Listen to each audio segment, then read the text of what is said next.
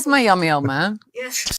I am your cool slutty daddy. You know what's weird? A man can be everywhere. On your TV, in your movies, in your cereal, and still give you the creeps. That's Pedro Pascal right now. He's gone from beloved daddy of the internet to something, well, a little more unsettling. At first, everyone was obsessed. The rugged charm, the soft-spoken demeanor, the ability to play a tough guy with a gooey emotional center. But somewhere along the way, the internet's favorite cool dad started spiraling, started feeling less like a comforting presence and more like that one uncle who always hugs a little too long. See what you got, what you got. What do you think? Oh, they're gorgeous and glowy. That's a beautiful. It's like cotton candy with the sparkle. I love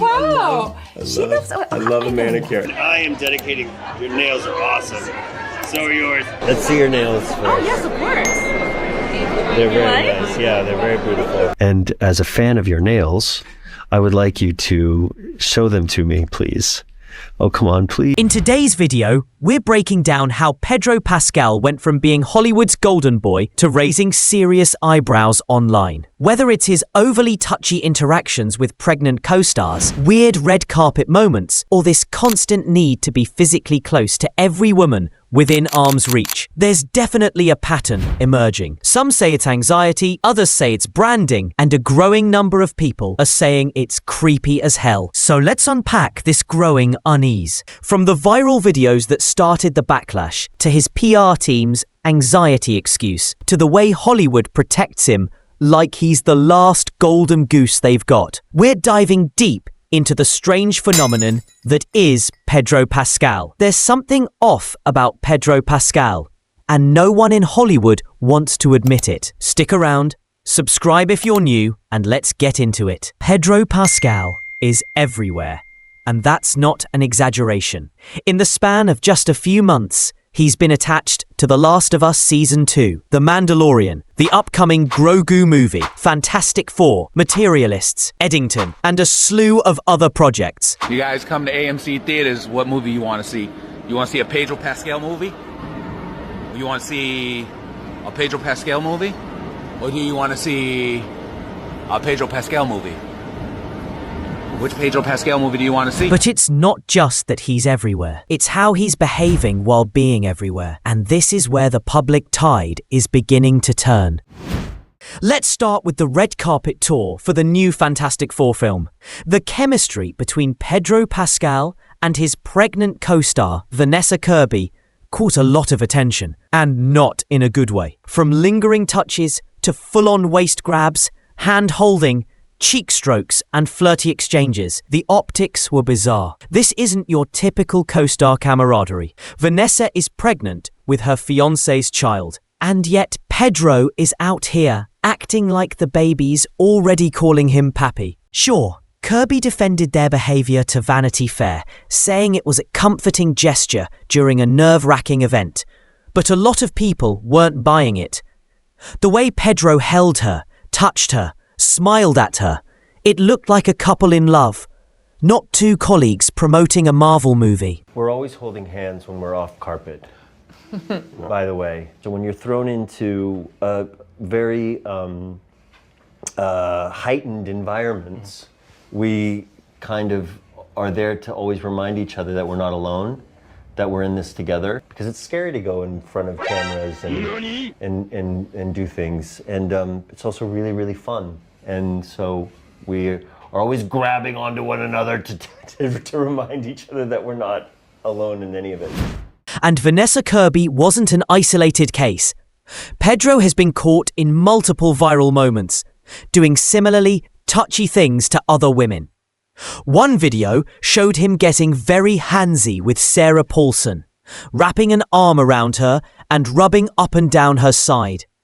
She looked deeply uncomfortable, and many watchers commented on it. Another clip showed Pedro touching Willem Dafoe's wife on the chin in front of Dafoe himself, with Willem giving him a look that could melt steel. Creepy, power move, or both. It doesn't stop there. Dakota Johnson revealed Pedro once suggested she start an adult content subscription to sell feet pics. Oh, And he also wears her clothes, allegedly. At best, it's quirky. At worst, it's weirdly invasive and objectifying. And when Pedro compliments women's nails in interviews with over-the-top enthusiasm, again, people are calling it out as fake, performative, and possibly even fetishistic. It feels like a guy who figured out how to use sweet and sensitive as a front to cross physical boundaries without catching heat. Pedro has often mentioned his struggle with anxiety, both in interviews and magazine profiles. In a Men's Health article, he said being around others and reaching out physically helps ground him during high-stress situations. The red carpet, the cameras, the fan pressure, it's a lot, no doubt. But people are beginning to notice how often that anxiety manifests through touching women in particular. Not men, not colleagues, women. So why isn't anyone calling this out officially? Why does Pedro keep getting cast, keep getting promoted, keep being labelled a sex symbol or perfect man? Simple. He's a brand, and he's the kind of brand Hollywood loves. Pedro Pascal checks all the industry's virtue signaling boxes: Latino, ambiguous sexuality, politically outspoken, anti-Rowling, anti-border control, pro-Hollywood talking points, stylish, quirky, and socially progressive. He's been part of the infamous Imagine video, criticized conservatives, and aligns with every marketable position Hollywood wants to be associated with. And because he toes the line so perfectly, he's untouchable. Even when his behavior becomes questionable, Hollywood presses on. He's too valuable to cancel. He's the face of modern Hollywood masculinity, non-threatening, emotionally soft, politically correct, and somehow flirtatious with everyone. He's marketed as a safe male fantasy for women and a progressive role model for men. That's why, even as uncomfortable clips go viral and fans raise concerns, the media keeps doubling down, insisting this is all normal, wholesome, sweet. You're the problem, not him. Need further proof? Compare Pedro's case to his Mandalorian co-star Gina Carano. Gina made controversial political posts on social media, something Pedro has done too. But she was fired and blacklisted, while he faced no professional consequences. She even filed a lawsuit highlighting this double standard, saying Pedro could say whatever he wanted, as long as it fit the narrative, and he'd never be punished. He can wear whatever he wants, say whatever is trendy, flirt with whoever, cross boundaries, and it's all waved away. Because Hollywood needs him right now, and they'll protect their investment. So where does that leave us? Pedro Pascal isn't some indie darling anymore. He's not the underground fan favorite who happened to get a shot. He's a full-blown Hollywood brand, manufactured, protected, and marketed as the face of new masculinity. But when you strip away the fashion choices, the PR fluff, and the Instagram thirst traps, what you're left with is a man who's making a lot of people uncomfortable, and not in a he challenges society kind of way.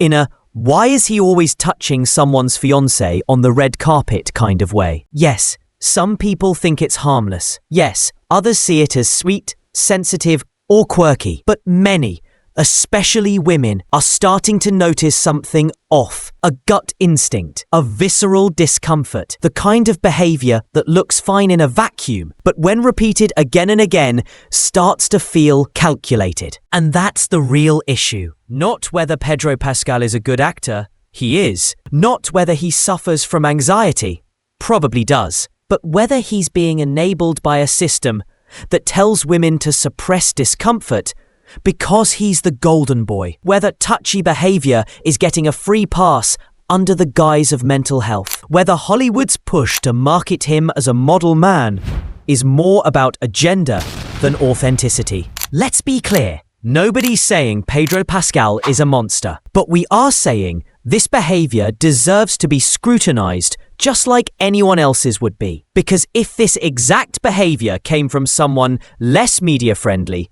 less politically polished, or simply less loved by Hollywood, it'd be a scandal, not a quirk. Maybe nothing comes of this. Maybe it's all forgotten by the next franchise he joins. Or maybe this is the beginning of a shift where people start questioning why certain celebrities are being propped up so hard, so fast, and without any room for criticism. Maybe the Pedro Pascal PR machine finally runs out of fuel. Either way, something's off. People can feel it, and that's worth talking about. Let me know your thoughts in the comments. Is Pedro Pascal really as creepy as people are saying?